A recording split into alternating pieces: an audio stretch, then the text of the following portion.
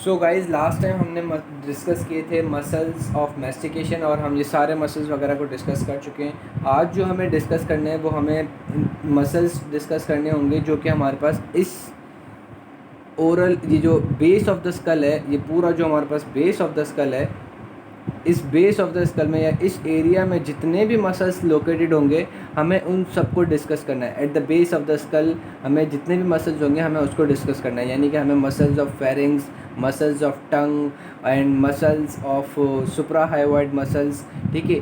तो ये तीनों के जो मसल्स होंगे ये हमें muscles of soft palate, in 4-5 region के मसल्स को हमें डिस्कस करना है। तो इन 4-5 रीजन के मसल्स और उनके एक्शन को समझने से पहले हमें कुछ बेसिक चीज़ समझनी पड़ेगी, और वो ये है कि हमारे पास जो हेड की जो मतलब जो हमारे पास डिफरेंट जो रीजन्स हैं, जो डिफरेंट जो कैविटीज़ हैं, उनका कनेक्शन एक दूसरे के साथ, ठीक है। सबसे पहले अगर हम देखें कि हमारे पास क्या आ जाती है, ओरल कैविटी। ओरल कैविटी, इसके ऊपर हमारे पास क्या होती है, नेज़ल कैविटी, ठीक है। अगर मैं आपको यहाँ पर भी दिखाऊँ, ठीक है, एक सेकेंड, ठीक है। अगर ये हमारे पास क्या आ जाती है, ये हमारे पास आ जाता है ये एरिया, ठीक है। दांतों के अंदर का एरिया क्या होता है, ओरल कैविटी, ठीक हो गया। उसके ऊपर हमारे पास क्या होगी, अंदर की साइड इस नोज़ वाले एरिया में क्या होगी, नेज़ल कैविटी, ठीक। तो अब हमें ये देखना है कि ये हमारे पास पीछे की तरफ जाके कहाँ ओपन होती हैं, ये नेज़ल कैविटी, ओरल कैविटी, ये पीछे की तरफ जाके हमारे पास ओपन कहाँ होती हैं, ठीक है। तो नेज़ल कैविटी हमारे पास पीछे जाके थ्रू कोना हमें पता है कि भाई है ना, लेटरल वो pterygoid process, right side left side pterygoid process के बीच में जो स्पेस होता है उसको हम कहते हैं कोना, ठीक है। तो नेज़ल कैविटीज़ थ्रू कोना हमारे पास पीछे जाके कहाँ ओपन होती है, हमें ये सवाल है। इसी तरीके से ओरल कैविटी पीछे जाके हमारे पास कहाँ ओपन होती है, वो सवाल, ठीक। उसके बाद लैरिंग्स जो है, लैरिंग्स हमारे पास पीछे जाके कहाँ ओपन होता है, तीसरा सवाल ये, ठीक है। तो हमारे पास ये हमें देखना है कि नेज़ल कैविटी पीछे जाके जिस कैनाल या वी कैन से जिस स्ट्रक्चर में ओपन होती है, ओरल कैविटी पीछे जाके जिस स्ट्रक्चर में ओपन होती है, और लैरिंग्स पीछे जाके जिस स्ट्रक्चर में ओपन होता है वो हमारे पास कहलाता है फेरिंग्स, ठीक है। फेरिंग्स क्या है, फेरिंग्स ऐसा एक मस्कुलोफाइब्रस स्ट्रक्चर है जो कि हमारे पास वेरियस कैविटीज़ को रिसीव करता है पोस्टीरियरली, ठीक है। फेरिंग्स हमारे पास कैसा स्ट्रक्चर है, फेरिंग्स हमारे पास एक ऐसा स्ट्रक्चर है जो कि हमारे पास वेरियस कैविटी को रिसीव करता है। नेज़ल कैविटी को रिसीव करेगा हमारे पास फेरिंग्स, ओरल कैविटी को रिसीव करेगा फेरिंग्स, लैरिंग्स को हमारे पास रिसीव करेगा लैरिंगोफेरिंग्स, ठीक। अब नेज़ल कैविटी को जो हमारे पास फेरिंग्स का पार्ट है, फेरिंग्स के 3 पार्ट हैं, एक होता है हमारे पास नेज़ोफेरिंग्स, एक होता है हमारे पास ओरोफेरिंग्स, एक होता है हमारे पास लैरिंगोफेरिंग्स। नेज़ोफेरिंग्स, ओरोफेरिंग्स, लैरिंगोफेरिंग्स, जो part of the pharynx receive कर रहा है नेज़ल कैविटी को उसको हम बोलते हैं नेज़ोफेरिंग्स। जो part of the pharynx receive कर रहा है ओरल कैविटी को उसको हम कहते हैं ओरोफेरिंग्स, और जो पार्ट ऑफ द फेरिंग्स जो कि रिसीव कर रहा है लैरिंग्स को उसको हम कहते हैं लैरिंगोफेरिंग्स, ठीक। अब लैरिंग्स और ये तो आगे नेज़ल कैविटी, ओरल कैविटी। लैरिंग्स जो होता है वो हमारे पास नीचे कंटिन्यू होता है ट्रैकिया के अंदर, लेकिन इसकी ओपनिंग जो होती है वो हमारे पास कहाँ हो रही होती है, मतलब इसकी जो ओपनिंग जो है, एक तो ये हमारे पास ट्रैकिया के अंदर ओपन हो रहा है, पोस्टीरियरली हमारे पास कहाँ ओपन होगा, पोस्टीरियरली हमारे पास लैरिंगोफेरिंग्स के अंदर ओपन हो रहा होता है, ठीक है। तो लैरिंग्स के पोस्टीरियर साइड पे हमारे पास क्या होगा, लैरिंगोफेरिंग्स, ठीक है। तो लैरिंग्स खुद किससे कंटिन्यू होगा, लैरिंग्स खुद हमारे पास रिस्पिरेटरी ट्रैक्ट यानी कि ट्रैकिया से कंटिन्यू होगा, ठीक है। तो अगर हमें खाना है, अगर हमारा कोई वो फूड वगैरह है, अगर हम उसको ओरल कैविटी से पीछे की तरफ भेज रहे हैं तो वो हमारे पास किसके अंदर जाएगा, ओरोफेरिंग्स। ओरोफेरिंग्स से हमारे पास चीज़ को लैरिंग्स में नहीं आने देना है, तो हम क्या करेंगे, हम इस लैरिंजियल इनलेट को बंद कराएंगे, यानी कि लैरिंग्स का कम्युनिकेशन फ्रॉम द लैरिंगोफेरिंग्स हमें क्या करना पड़ेगा, बंद कराना पड़ेगा। सो गाइस हम कंटिन्यू करते हैं, आसान हो गई थी, so that's why I paused it. तो मैं ये बता रहा था कि अगर कोई चीज़ हम ओरल कैविटी से हम पीछे की तरफ भेज रहे हैं किसके अंदर, ओरोफेरिंग्स के अंदर, तो हमें क्या करना पड़ेगा, हमें 2 रास्ते बंद करने पड़ेंगे, यानी कि जो हमारा फेरिंग्स का रास्ता ऊपर नेज़ल कैविटी की तरफ खुला हुआ है जिसको हम कह रहे हैं नेज़ोफेरिंग्स, हमें वो रास्ता भी बंद करना पड़ेगा ताकि हमारी चीज़ जो कि ओरोफेरिंग्स में आ रही हो वो दोबारा ऊपर नेज़ोफेरिंग्स में ना चली जाए, ठीक। तो यानी कि हमें जो ओरोफेरिंग्स और नेज़ोफेरिंग्स के दरमियान का जो रास्ता होगा जिसको हम क्या कहते हैं, जिसको हम कहते हैं फेरेंजियल इस्थिमस। फेरेंजियल इस्टमस क्या है? ये वो रास्ता है जो कि कम्युनिकेट करता है विद द जो कि कम्युनिकेट करवाता है नेज़ोफेरिंक्स को ओरोफेरिंक्स के साथ। फेरेंजियल इस्टमस क्या है? फेरेंजियल इस्टमस ये वो रास्ता है जो कि हमारे पास क्या करता है, कम्युनिकेट करवाता है नेज़ोफेरिंक्स को ओरोफेरिंक्स के साथ। अगर हम कोई चीज़ खा रहे हैं तो हमें अगर हमारा वो जो फूड जो है, अगर वो हमारा फूड है ना ओरोफेरिंक्स के अंदर जा रहा है तो हम चाहेंगे कि ये फूड जो है वो हमारे पास दो रास्तों में ना जाए। वो कौन कौन से रास्ते हैं? एक ऊपर की तरफ जिसको हम कहते हैं नेज़ोफेरिंक्स, और एक जो कि हमारा लैरिंक्स की तरफ है। तो हमें ये काम करना है कि हमारे दो रास्ते जो हैं वो बंद हो जाएं, ठीक है। एक जो कि ओरोफेरिंक्स से हमारे पास जो चीज़ लैरिंक्स के अंदर जा सकती है वो वाला रास्ता भी बंद हो, और एक जो कि ओरोफेरिंक्स से हमारे पास चीज़ नेज़ोफेरिंक्स में जा सकती है जिसको हम कहते हैं फेरेंजियल इस्टमस, वो वाला भी रास्ता बंद हो, ठीक।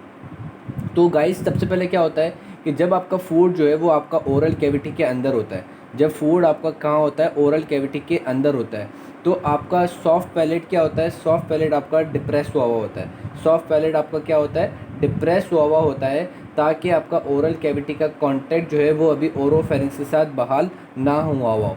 आपको फूड पहले अच्छी तरीके से ओरल कैविटी के अंदर मेस्टिकेट हो जाए, फिर वो हमारे पास ओरोफेरिंक्स के अंदर जाए, ठीक है। तो ड्यूरिंग हमारे पास डाइजेशन क्या हो रहा होता है कि जब फूड आपका ओरल कैविटी के अंदर आ जाता है तो ये सॉफ्ट पैलेट आपका क्या करता है? सॉफ्ट पैलेट आपका डिप्रेस हुआ होता है। इसको डिप्रेस कौन करता है? इसके मसल्स करते हैं, वो हम डिस्कस करेंगे, ठीक है। तो सॉफ्ट पैलेट आपके पास इनिशियल पोजीशन में क्या होता है? डिप्रेस हुआ होता है, ठीक हो गया। तो जिससे आपकी चीज़ जो है वो आपकी हमारे पास चीज़ ओरल कैविटी के अंदर रहेगी, ओरोफेरिंक्स में नहीं जाएगी। तो जब अब सपोज़ कि आपकी चीज़ जो है वो आपकी चीज़ कहाँ आ गई? ओरोफेरिंक्स के अंदर आ रही है। आपकी चीज़ कहाँ आ रही है? ओरोफेरिंक्स के अंदर आ रही है। तो ओरोफेरिंक्स में आने के बाद अब आप क्या करोगे? जैसी चीज़ आपकी ओरोफेरिंक्स में आई तो आपका ये जो सॉफ्ट पैलेट जो है वो क्या हो जाएगा? वो एलिवेट हो जाएगा। सॉफ्ट पैलेट आपका क्या होगा? एलिवेट होगा, ताकि जो फेरेंजियल इस्टमस वाला जो रास्ता है वो हमारे पास क्या हो जाए? बंद हो जाए। सॉफ्ट पैलेट क्या करेगा? सॉफ्ट पैलेट आपका एलिवेट हो जाएगा, ताकि हमारा फेरेंजियल इस्टमस वाला रास्ता क्या हो जाए? बंद हो जाए, ठीक हो गया। उसके बाद हमें इस ओरल कैविटी को ओरोफेरिंक्स के साथ भी कम्युनिकेशन ख़त्म कराना है, क्योंकि हमारा फूड तो इसके अंदर आ गया। अगर हमने ये कम्युनिकेशन बहाल रखा, यानी कि ये जो हमारे पास ये ओरोफेरिंजियल इस्टमस, अच्छा ये जो इस्टमस होगा जिसको हम ओरल कैविटी और ओरोफेरिंक्स के दरमियान का जो ओपनिंग है उसको हम कहते हैं ओरोफेरिंजियल इस्टमस। अगर हमने खाना जो है ओरल कैविटी से ओरोफेरिंक्स के अंदर भेज दिया, और अगर हमने इस ओरोफेरिंजियल इस्टमस को अब बंद नहीं किया तो हमारे पास खाना तो यहाँ से दोबारा यहाँ चले जाएगा। फ़ायदा मतलब आपने खाना यहाँ से लेके यहाँ भेजा, और अगर आपने ये ओपनिंग बंद ही नहीं की तो खाना तो यहाँ से दोबारा यहाँ आ जाएगा। तो हमें क्या करना होता है कि हमारे पास सर्टेन फोल्ड्स होते हैं। हमारे पास क्या होते हैं? मुंह के अंदर अगर आप गला खोलोगे तो आपके गले के अंदर दो फोल्ड लोकेटेड होते हैं, जिसको हम कहते हैं है ना आर्चेस कहते हैं, जिसको हम डिस्कस करेंगे वो आर्चेस कैसे बनते हैं। तो वो आर्चेस कर्टेन की तरह यूँ बंद कर देते हैं। वो जो आर्चेस होते हैं ऐसे लोकेटेड होते हैं। वो क्या करते हैं? यहाँ पे इन आर्चेस के आप एंटीरियर एस्पेक्ट पे कंसीडर करना, जैसे मेरे हैंड को कंसीडर करो एज ओरल कैविटी, और इसके पीछे जो भी एरिया है वो है ओरोफेरिंक्स। तो ये कर्टेंस की तरह क्या करेंगे? आपस में करीब आ जाएंगे और ओरल कैविटी को बंद, मतलब ओरल कैविटी का लिंक जो है वो ओरोफेरिंक्स के साथ ख़त्म करा देंगे, और we can say that it will closes the oropharyngeal isthmus, ठीक है। वो हमारे पास कर्टेंस लाइक आर्चेस होते हैं। ये चीज़ समझ आई, ठीक। इसी के साथ साथ जब अब हमारा एलिवेटेड जैसे फूड हमारा ओरोफेरिंक्स के अंदर होगा तो हमारे पास क्या होगा कि ओरल कैविटी क्लोज हो गई होगी, we can say oropharyngeal isthmus close हो गया होगा। ये जो फेरिंक्स जो ये जो सॉफ्ट पैलेट जो है वो एलिवेटेड हुआ होगा। सॉफ्ट पैलेट हमारे पास क्या होगा? एलिवेटेड हुआ होगा। और फिर जैसे ही हम चीज़ स्वालो करेंगे, हम चीज़ ओरोफेरिंक्स से नीचे भेजेंगे, तो उस टाइम पे हमारे पास क्या होगा? उस टाइम पे हमारे पास लैरिंक्स की अपवर्ड मूवमेंट होगी, ठीक।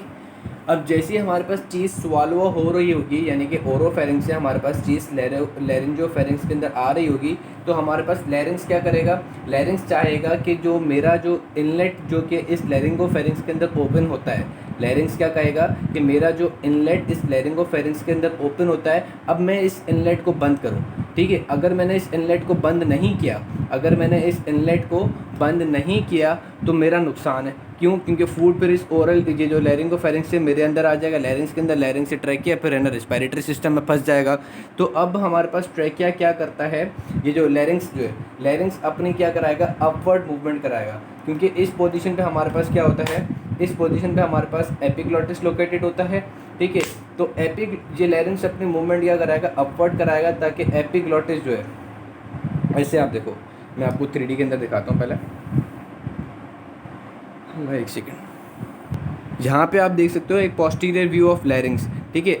अब ये जो है, यहाँ पे आप ये देखो, ये है पोस्टीरियर व्यू ऑफ लैरिंग्स का पोस्टीरियर व्यू, ठीक। अब लैरिंग्स की जो कैविटी जो है, यहाँ पे कैविटी होगी, अब ये कैविटी पीछे ओपन होती है लैरिंगोफेरिंक्स के साथ। तो अब ये जो ट्रैकिया जो है, ठीक है, अब मैं जो चीज़ जो मुझे समझानी है वो ये है कि